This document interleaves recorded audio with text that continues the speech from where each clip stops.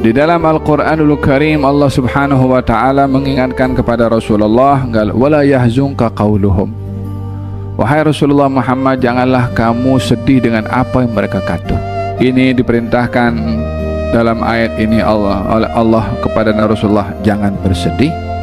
Pada ayat yang kita baca di sini diperintahkan untuk jangan peduli.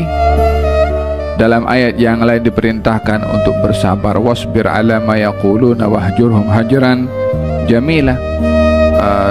Sabarlah ke atas apa yang mereka kata, dan janganlah kamu duduk dengan apa mereka kata. Tapi ada ayat-ayat yang lain yang menegaskan kepada Nabi Muhammad SAW bila tindakan-tindakan mereka itu melampau dengan tindakan yang tegas, mungkin dengan jihad, mungkin dengan angkat pedang. Ya ayuhan Nabi jahidul kuffar wal munafiqina waghluz alaihim. Wahai seorang Nabi, peranglah itu orang-orang kafir dan orang-orang munafik, dan tegaslah kamu kepada mereka. Jadi dalam ayat ini ada beberapa version dalam menyikapi orang yang mentuhmah, orang yang mencaci, orang yang menodai kehormatan Islam. Ya, ada kalanya kita sabar. Ya, ada kalanya kita tak peduli. Ya, ada kalanya kita tak perlu bersedih. Ya, ada kalanya kita perlu let go macam itu saja. Ya, ada kalanya kita perlu tegas. Kita perlu hukum. Kalau baginda Rasulullah SAW Fathu Makkah, katanya kalau kamu nampak itu Abdullah bin Abi Sarah dan ada dua perempuan, katanya kalau jumpa, bunuh dia. Apa sebab? Dia maki kepada baginda Rasulullah SAW. Yang lain maki juga. Yang mengatakan gila maki, yang mengatakan penyihir maki, yang mengatakan bomoh itu maki juga. Jadi dalam hal ini kita memahami dalam nusus yang ada, reaksi kepada tuhmahan kepada Islam, kepada Nabi, kepada Quran, sikapnya itu berbeza, bukan satu. Oh, siapa saja yang maki kita penggal kepalanya, tidak begitu. Ya kan, dalam Al-Quran ketika orang berbicara tentang Allah Subhanahu wa taala ya, dengan yang tidak baik, Allah perintahkan Nabi, fala taq'udu ma'hum hatta yakhudu fi haditsin ghairi. Berdiri kamu, tinggalkan mereka, jangan duduk dengan mereka kalau mereka bercakap yang seperti itu, sehingga mereka bercakap benda yang lain. Ada kalanya perlu tinggalkan macam itu saja. Dan bila kita mengambil tindakan tegas, bila kita mengambil dengan tindakan sabar, bila kita mengambil tindakan dengan menjelaskan dan menerangkan keadaan orang-orang yang mengerti daripada ahli ilmu untuk menentukan sikap apa yang terbaik. Emosi bukan menjadi satu-satunya penyelesai kepada permasalahan yang kita lakukan. Jangan sampai karena emosi untuk membela kepada Islam justru meruntuhkan Islam itu karena tindakan yang bertentangan dengan Islam. Kadzalika ma atal ladzina min qablihim min rasulin illa qalu sahirun aw majnun. Demikian tidaklah datang para rasul sebelum kamu kepada umat-umat mereka, melainkan umat-umat itu mengatakan kepada rasul sahir, tukang sihir, dan juga majnun atau gila. Atawasaw bihi balhum qaumun taghun. Adakah mereka itu memberi wasiat kepada generasi setelahnya? Memberi wasiat apa? Yakni ingin memberitahukan bahwasanya nabi-nabi yang terdahulu sebelum Rasulullah mendapat dugaan sama dengan dugaan Rasulullah, bahkan dugaan bermacam-macam. Faham tu? Ayat ini tasliyah untuk menghibur Rasulullah karena Nabi dicaci. Dikatakan penyair, ya kan? Apa itu? Faman anta bi ni'mati rabbika bikahinin wala majnun am yaquluna sya'irun natarabbasu bihi raibal manun fadzakir bi ni'mati rabbika fama anta bikahinin wala majnun. Engkau bukan bomoh, engkau bukan gila. Mereka mengatakan engkau ini penyair. Tuduhan macam-macam dicerita kita pembawa dongeng, atau diganggu oleh jin. Orang-orang dahulu pada nabi-nabi mereka berkata demikian. Benda yang sama dikatakan oleh umat Nabi Muhammad kepada Nabi Muhammad SAW. Macam mana kata-kata itu boleh sama? Itu kan Bani Israel beda dengan orang Arab. Mereka Adakah mereka berwasiat satu generasi kepada generasi untuk bagi tahu kalau ada nabi, bagi tahu penyair ke penyihir ke bomoh ke? Balhum qaumun taghun, mereka ini pelampau, mereka ini zalim. Ianya bukan masalah wasiat tetapi masalah inat, degil, enggan untuk beriman. Berhadapan dengan situasi yang dilalui oleh baginda Rasulullah SAW dan sikap yang perlu diambil terhadap tuhmahan terhadap Rasulullah. Tuhmahan ini sebagaimana tadi dalam ayat ini dikatakan Nabi ini dikatakan penyihir, ya kan? Itu Nabi Sulaiman pun dikatakan dituduh penyihir, ya kan? Wa ma kafara Sulaiman walakinna syayatin kafaru yu'allimuna an-nasa as-sihra. Sulaiman tidak kufur, yang kufur syaitan sebab mengajarkan sihir. Sebab apa? Dituduh Nabi Sulaiman yang mengajarkan ilmu sihir, dinafikan oleh Allah Subhanahu wa taala. Maka para Sulaiman, Nabi Sulaiman tidak kufur dengan mengajarkan orang lain ilmu sihir. Mereka tuduh kepada baginda Rasulullah sallallahu alaihi wasallam tukang sihir juga. Ada sebagian ulama pun di Hadramaut katanya dituduh juga sebagai tukang sihir. Macam mana sihirnya? Kamu jangan dekati mereka. Wallah sebiji macam orang jahiliyah. Benda yang sama. Orang-orang, ada satu orang itu katanya diberitahukan Abu Bakar masyhur, ada cerita dalam live dalam YouTube. Seorang datang ingin pergi ke Hadramaut, ingin berjumpa dengan ulama-ulama di Hadramaut. Kata orang-orang, jangan, nanti kamu kena sihir dengan kata-kata mereka. Kata-kata mereka penuh dengan sihir katanya. So diingatkan begitu. Dia kata aku nak pergi tengok juga. Datang pergi jumpa di Hadramaut, hadir dengan ulama, dengar ceramah mereka, nasihat mereka, perkataannya Allah, sabdanya Rasulullah, aqwalul ulama, semua kata-kata yang indah. Katanya memang kata-kata itu sihir, karena mengubah saya menjadi orang yang baik, sebab yang dibawa firman-Nya Allah Subhanahu wa taala, yang dibawa sabdanya Rasulullah sallallahu alaihi wasallam. Sehingga mereka menjadi sebab kepada yang lain, jadi sebab hidayah. Macam tu juga Abu Lahab, Abu Jahal dahulu, bila ada orang datang untuk melaksanakan amal ibadah haji ke Mekah, ditunggu di pintu masuk kota Mekah. Nanti rombongan yang datang itu bagi tahu, hati-hati, di dalam sana ada orang namanya Muhammad, jangan dengar cakap dia, itu gila, katanya. Kalau kamu dengar cakap dia, kamu boleh terkena sihir dengan kata-katanya. Sehingga sebagian daripada mereka yang insaf menceritakan ketika masuk Islam, ketika mendapat kabar seperti itu, dia ambil benda letakkan dalam telinganya itu supaya tak dengar cakapnya Rasulullah sallallahu alaihi wasallam, karena khawatir terkena sihir dengan kata-katanya Rasulullah, apa yang dikatakan selain daripada firman-Nya Allah Subhanahu wa taala. Sampailah orang itu letakkan macam kapas dalam telinganya untuk tak mau dengar. Tapi hidayah memang dah nak sampai, nak buat macam mana? Mana boleh nak tutup telinga daripada kebenaran. Yang tu akhirnya dia pun nak try lah, cuba dah betul ke katanya. So buka dia punya kapas, dengar dakwahnya Rasulullah sallallahu alaihi wasallam, akhirnya masuk dalam hati dan akhirnya beriman kepada baginda Rasulullah. Siapa yang menjadi kunci utama? Yang duduk di depan pintu itu yang bagi tahu Abu Lahab, Abu Jahal. Akhirnya mereka menjadi sebab hidayah bagi orang lain, namun mereka hina karena tidak mendapatkan hidayah. Orang tidak mendapatkan hidayah itu satu penghinaan, menjadi sebab kepada orang lain mendapatkan hidayah tapi dia tidak mendapatkan hidayah adalah lebih hina lagi.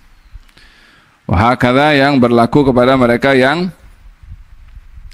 bila hidayah akan sampai kepada mereka. Falhasil tuhmahan-tuhmahan itu sampai kepada Rasulullah sallallahu alaihi wasallam dengan berbagai macam tuhmahan, maka diingatkan oleh Allah Subhanahu wa taala cara menyikapi tuhmahan itu, cara menyikapi tuduhan itu. Bagaimana kita menyikapi kalau nabi kita dimaki? Bagaimana kita menyikapi kalau Rasul kita dicaci dan dituduh dengan tuduhan yang macam-macam? Pada zaman kita sekarang, ya kan, kartunnya yang dibuat, kemudian tuduhan-tuduhan kalimat nama Nabi Muhammad SAW dengan nama dinisbahkan kepada binatang yang diharamkan. Walhasil macam-macam tuduhan. Quran pun dibakar, ya kan? macam-macam yang dilakukan untuk merosakkan Islam. Ketahuilah bahwasanya Islam ini akan tersebar kemana-mana bi'izzi aziz wa bidhulli dhalil. Ada orang sebarkan, tak ada orang sebarkan, ini Islam akan sampai. Sebab ini agama adalah agama yang diturunkan oleh Allah Subhanahu wa taala dan Dia akan menjaganya. Manusia hanya mengambil asbab untuk mendapatkan kemuliaan dengan berkhidmat dengan agama ini dengan menyebarkan agama tersebut. Dalam berhadapan dengan mereka yang mencaci kepada agama, ada beberapa kaifiyah yang diuraikan juga di dalam Al-Quranul Karim, ya. Dalam ayat ini katanya fatawalla anhum fama anta bimalum. Fatawalla anhum, wahai Rasulullah Muhammad, berpalinglah kamu daripada mereka. Siapa yang mencaci, yang mengatakan gila, yang mengatakan penyihir, yang mengatakan penyair, yang macam-macam tuduhan, fatawalla anhum, berpalinglah kamu daripada mereka, jangan peduli. Fama anta bimalum, kamu tidak seperti apa yang mereka kata. Di dalam Al-Quranul Karim Allah Subhanahu wa taala mengingatkan kepada Rasulullah, wala yahzunka qauluhum, wahai Rasulullah Muhammad, janganlah kamu sedih dengan apa yang mereka kata. Ini diperintahkan dalam ayat ini oleh Allah kepada Rasulullah, jangan bersedih. Pada ayat yang kita baca di sini diperintahkan untuk jangan peduli. Dalam ayat yang lain diperintahkan untuk bersabar. Wasbir ala ma yaquluna wahjurhum hajran jamila. Sabarlah ke atas apa yang mereka kata dan janganlah kamu peduli dengan apa yang mereka kata. Tapi ada ayat-ayat yang lain yang menegaskan kepada Nabi Muhammad SAW bila tindakan-tindakan mereka itu melampau dengan tindakan yang tegas, tindakan yang kasar, mungkin tindakan yang tegas, mungkin dengan jihad, mungkin dengan angkat pedang. Ya ayuhan Nabi jahidul kuffar wal munafiqina waghluz alaihim, wahai seorang Nabi, perangilah itu orang-orang kafir dan orang-orang munafik dan tegaslah kamu kepada mereka. Jadi dalam ayat ini ada beberapa version dalam menyikapi orang yang mentuhmah, orang yang mencaci, orang yang menodai kehormatan Islam. Ya, ada kalanya kita sabar. Ya, ada kalanya kita tak peduli. Ya, ada kalanya kita tak perlu bersedih. Ya, ada kalanya kita perlu let go macam itu saja. Ya, ada kalanya kita perlu tegas. Kita perlu hukum. Kalau baginda Rasulullah SAW Fathu Makkah, katanya kalau kamu nampak itu Abdullah bin Abi Sarah dan ada dua perempuan, katanya kalau jumpa, bunuh dia. Apa sebab? Dia maki kepada baginda Rasulullah SAW. Yang lain maki juga. Yang mengatakan gila maki, yang mengatakan penyihir maki, yang mengatakan bomoh itu maki juga. Jadi dalam hal ini kita memahami dalam nusus yang ada, reaksi kepada tuhmahan kepada Islam, kepada Nabi, kepada Quran, sikapnya itu berbeza, bukan satu. Oh, siapa saja yang maki kita penggal kepalanya, tidak begitu. Ya kan, dalam Al-Quran ketika orang berbicara tentang Allah Subhanahu wa taala ya, dengan yang tidak baik, Allah perintahkan Nabi, fala taq'udu ma'hum hatta yakhudu fi haditsin ghairi. Berdiri kamu, tinggalkan mereka, jangan duduk dengan mereka kalau mereka bercakap yang seperti itu, sehingga mereka bercakap benda yang lain. Ada kalanya perlu tinggalkan macam itu saja. Dan bila kita mengambil tindakan tegas, bila kita mengambil dengan tindakan sabar, bila kita mengambil tindakan dengan menjelaskan dan menerangkan keadaan orang-orang yang mengerti daripada ahli ilmu untuk menentukan sikap apa yang terbaik. Emosi bukan menjadi satu-satunya penyelesai kepada permasalahan yang kita lakukan. Jangan sampai karena emosi untuk membela kepada Islam justru meruntuhkan Islam itu karena tindakan yang bertentangan dengan Islam. Oleh hada, baginda Rasulullah SAW pernah dicaci oleh seorang Yahudi. Katanya, kamu ini adalah orang yang suka menunda-nunda bayar hutang. Kamu ini keturunan orang yang suka menunda bayar hutang. Dituduh keturunannya. Fahim dong. Baden kata Sayyidina Umar bin Khattab mengatakan kepada lelaki itu, mengatakan, aku akan penggal kamu, aku akan potong lidah kamu. Berkata demikian kepada Rasulullah SAW. Ghairah Sayyidina Umar. Ya memang kita perlu ada ghairah untuk membela Nabi. Tak boleh kata orang membela Nabi kemudian kita diam, okey kita let go saja, kita maafkan. Ada kondisi-kondisi yang kita perlu mengambil tindakan tegas. Cuma tindakan tegas yang bagaimana, langkah pembelaan yang bagaimana, itu yang perlu dipikirkan oleh orang-orang alim, karena tindakan itu akan mengundang reaksi di hadapan. Baginda Rasulullah menegur kepada Sayyidina Umar, ya Umar, yang saya perlukan adalah kamu ingatkan saya supaya kalau saya ada hutang kepada dia, saya bayar hutang itu lebih awal. Kau ingatkan saya seperti itulah.